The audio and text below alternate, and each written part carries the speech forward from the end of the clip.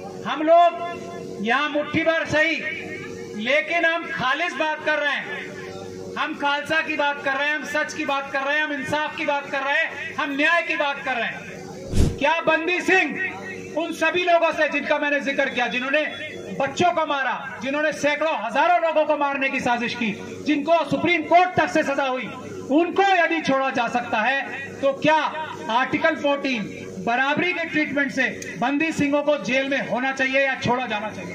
यही है, जेल में से छोड़ा जाना चाहिए। अपने जो नौकर हैं, प्रधानमंत्री हो चाहे जो भी हो, उनका कान उमेटने का तरीका, रास्ता भारत के संविधान ने हमें दिया है। हम यही रास्ता इख्तियार कर रहे हैं और इस रास्ते के चलते हुए किसान आंदोलन का भी जिक्र किया गया। प्रधानमंत्री जी जो हमारे नौकर, इन्होंने माफी मांगी।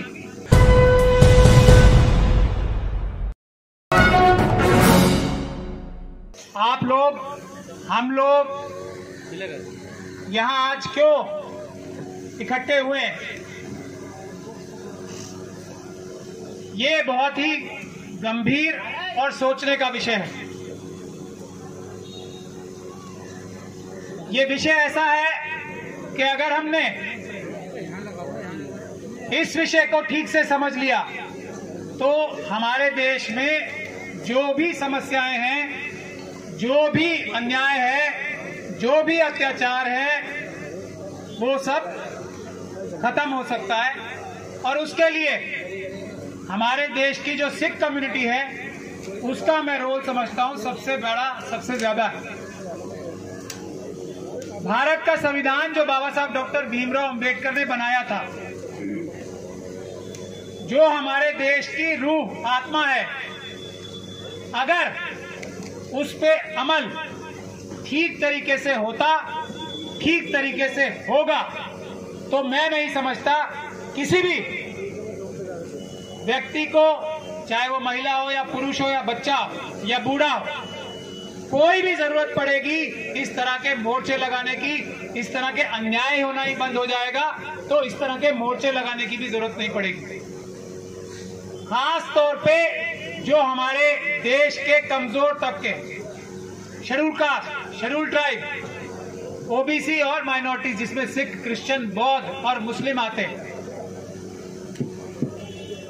ये लोग जो है देश की जनसंख्या का 92%, 92.5% बनाते हैं। इनके साथ अत्याचार कुछ मुट्ठी भर लोग करते हैं जो मनुवादी मानसिकता के हैं, जो ये कहते हैं इंसान इंसान के बराबर नहीं है। और इसका असली मकसद क्या होता है कि देश के सभी लोगों का पैसा, संपदा और जितना भी उनके पैसे और माल दौलत है वो छीन कर अपने पास कर लें। ये है मनुवादी मानसिकता और इसके लिए वो ऊंच नीच, छोटा बड़ा की बातें करते हैं। दुनिया का एक दो धर्मों को छोड़ के, जिसमें एक मनुवाद भी है, कोई भी धर्म ऐसा नहीं है जो ये सोशल मैसेज न देता हो। दो, इंसाफ और बराबरी, इंसाफ और बराबरी। खालसा का मतलब क्या है? प्योर, खालिस। खालिस का मतलब होता है वो सिस्टम, वो तरीका जो प्योर हो, जिसमें कोई मिलावट ना हो, जिसमें झूठ ना हो, जिसमें धोखा ना हो, जिसमें छल ना हो, जिसमें कपट ना हो। ये मतलब होता है खालसा का। कौन सा ऐसा दुनिया का, मनुवादियों के अलावा बात कर रहा हूं मैं, व्यक्ति होगा जो खालसा को पसंद ना करे और खालसा को अपनाना ना चाहे? पहले यही एक सवाल है।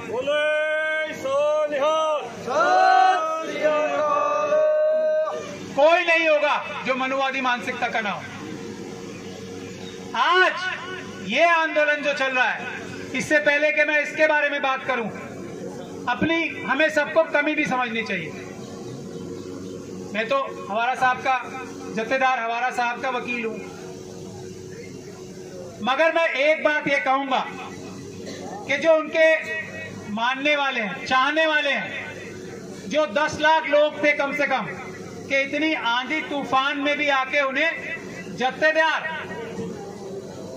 बनाया, मैं सबसे ज्यादा कमी उन लोगों की मानता हूं कि कोई भी नेता, जिनकी आज बात हो रही थी, वो इस बात के लिए मजबूर क्यों नहीं है कि हवारा साहब के लिए और बाकी जो बंदी सिंह हैं उनके लिए सच्चाई और इंसाफ की बात करने पे मजबूर ना हो हमारा कोई भी मेंबर ऑफ पार्लियामेंट, कोई भी असेंबली का जीता हुआ एमएलए, कोई भी कॉर्पोरेटर या कोई भी किसी भी पार्टी का कोई भी व्यक्ति बंदी सिखों की रिहाई के लिए बात करने के लिए मजबूर क्यों नहीं है। आप सभी लोगों ने देखा, मुझसे पहले वक्ता भी बता रहे थे कि अभी जो चुनाव हार गए उन्हें बंदी सिंहों की याद आ रही है, जत्थेदार हवारा साहब की याद आ रही है। तो क्यों नहीं हमने हर इलेक्शन से पहले ऐसा कैंपेन चलाया कि हम कोई भीख नहीं मांग रहे हैं, हम कोई रियायत नहीं मांग रहे हैं, हम कोई ये नहीं कह रहे कि हमें कुछ ग्रांट दे दो, कुछ हमें ऐसी तरीके से रिहाई दे दो जो कानून में सही ना हो।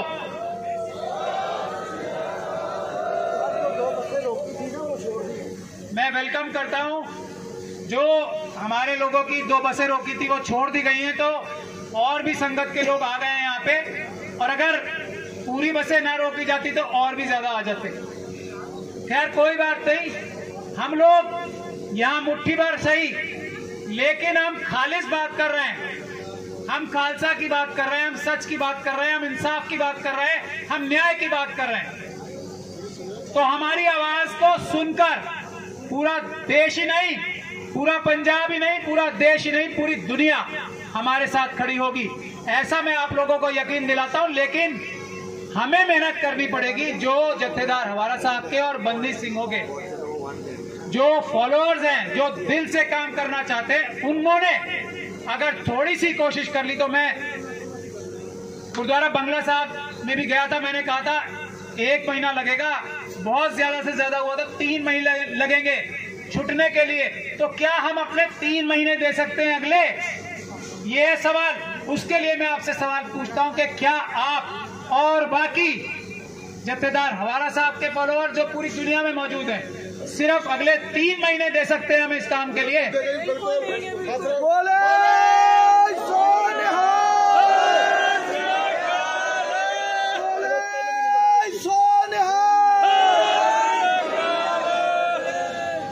हमारी राष्ट्रपति महोदया वो भी संविधान के शपथ लेके बनती हैं और वो भी देश की जनता की सेवक यानी के नौकर हैं, वो भी संविधान के हिसाब से कार्य करने के लिए बाध्य हैं। तो हमारा एक ही उनसे सवाल है जो मैंने अभी आप सब लोगों के सामने रखा, क्या बंदी सिंह उन सभी लोगों से जिनका मैंने जिक्र किया, जिन्होंने बच्चों को मारा, जिन्होंने सैकड़ों हजारों लोगों को मारने की साजिश की, जिनको सुप्रीम कोर्ट तक से सजा हुई, उनको यदि छोड़ा जा सकता है तो क्या आर्टिकल 14 बराबरी के ट्रीटमेंट से बंदी सिंहों को जेल में होना चाहिए या छोड़ा जाना चाहिए? यही है, जेल में से छोड़ा जाना चाहिए, यही एक सवाल है। रिहा करो, रिहा करो, बंदी सिंह रिहा करो। मोदी सरकार असं कोई तेरे को भीख नहीं मंगते, अपना हक मंगने तेरे इस जंतर मंतर के धरने से खलो गए मतलब तेन को भुलेखा वा भीख नहीं मंग रहा, खालसा अपना हक मंग रहा। साडे जवानां ने इत्थे रख और सरकार कहती है इन्होंने कुछ माड़ा किया, असीं इस गल नूं नहीं मानते, साडे वीरां ने बिल्कुल सही किया सी। देखिए मैं आपको बता दूं सरकार क्या होती है, भारत क्या है, सबसे पहले उसको भी समझना। आप, मैं, इस देश का हर एक नागरिक भारत है। तो हमें ये सरकार को कोई ऐसी चीज समझ के नहीं कहनी चाहिए कि सरकार कुछ अलग है और हम कुछ अलग है। हम सब एक है, हम सरकार के मालिक हैं। सरकार 5 साल के लिए आती है पर हम लोग मालिक हमेशा के लिए हैं। और सरकार में जो नौकर रखे हैं ना हमने, प्रधानमंत्री, चीफ मिनिस्टर, मिनिस्टर, ये जो पुलिस के अधिकारी हैं, जो ये सब हमारे जनता के नौकर हैं। हम खुद भारत हैं, जनता भारत है। तो हमको ये तुम्हारा और हमारा कह के बात नहीं करनी चाहिए। ये नौकर जो है ना हमारे नौकर, ये काम ठीक नहीं कर रहे हैं। इस तरीके से हमें अपनी सोच भी रखनी है और इस तरीके से उनसे व्यवहार भी करना है कि ये जो नौकर हैं ये संविधान के हिसाब से, जिनकी उन्होंने शपथ ली थी, उसके हिसाब से काम नहीं कर रहे। तो उनका कान उमेटने का जो तरीका है, जो भारत के संविधान ने दिया है, वो है पीसफुल प्रोटेस्ट। शांतिपूर्ण ढंग से प्रदर्शन करना, ये संविधान ने, भारत के संविधान ने अपने जो नौकर हैं, प्रधानमंत्री हो चाहे जो भी हो, उनका कान उमेटने का तरीका, रास्ता भारत के संविधान ने हमें दिया है। हम यही रास्ता इख्तियार कर रहे हैं और इस रास्ते के चलते हुए किसान आंदोलन का भी जिक्र किया गया। प्रधानमंत्री जी जो हमारे नौकर, इन्होंने माफी मांगी। शाहीन बाग की महिलाओं ने जो प्रदर्शन किया उसका फिर समर्थन सबने किया, वो कानून आज तक लागू नहीं हुआ। SC/ST एक्ट का एक उदाहरण है बहुत बड़ा, जो सुप्रीम कोर्ट ने फैसला किया था कि इसकी ताकत कम कर देनी चाहिए, शेड्यूल ट्राइब एक्ट की। वो प्रदर्शन हुआ शांतिपूर्ण 2 अप्रैल को 2018 को, तो सरकार ने कानून में बदल करके SC/ST कानून मजबूत किया और सुप्रीम कोर्ट ने अपना फैसला वापस लिया। तो ये ताकत है शांतिपूर्ण प्रदर्शन की, प्रोटेस्ट की। और आप लोग इंसाफ, सच्चाई की तरफ हो तो आपको शांतिपूर्ण प्रोटेस्ट करने से कोई नहीं रोक सकता। मैं ये बात की गारंटी लेता हूं। और आपको अपने सभी नेता, आज जो उन्होंने पिछली गलतियां की, मैं ये भी गुजारिश कर रहा हूं। अभी बड़े बड़े नेताओं का नाम लिया गया, मैं लेता नहीं हूं ज्यादा नेताओं का नाम। उन्होंने बहुत गलतियां की हैं, हम सब जानते हैं। अब अगर वो ठीक होना चाहते हैं, मान रहे ना हमने गलती की पहले, अब हम ठीक रास्ते पे आना चाहते हैं, तो अब सब साथ आए। ये टेस्ट है कौन ईमानदार है और कौन बेईमान है। जो साथ आएगा, मैंने आप लोगों को खोल के समझा दिया।